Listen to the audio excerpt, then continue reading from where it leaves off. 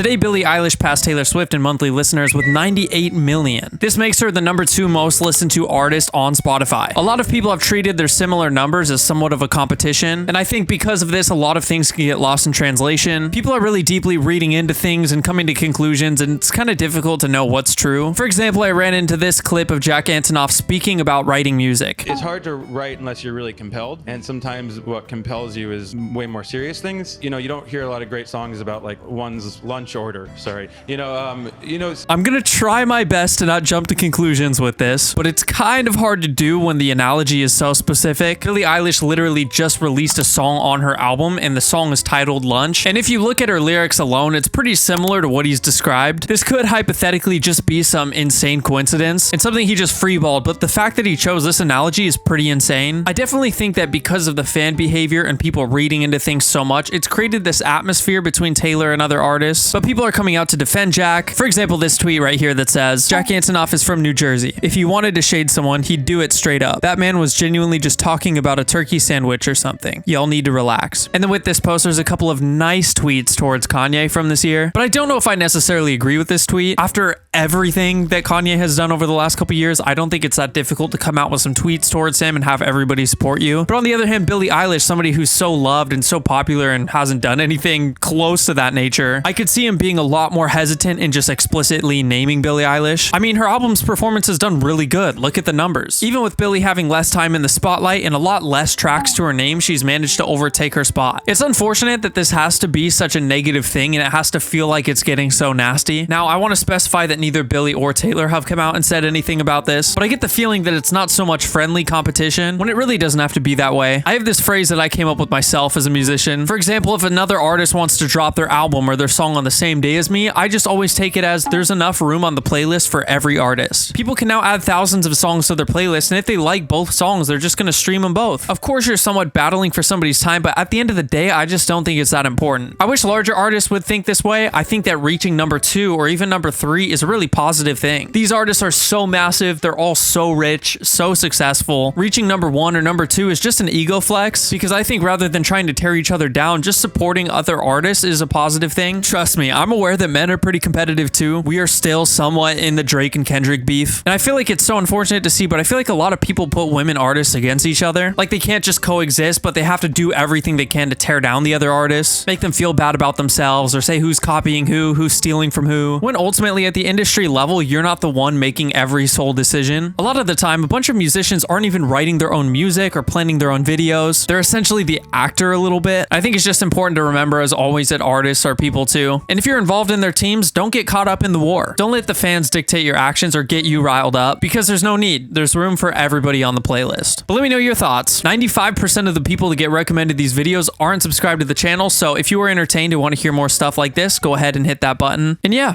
peace out.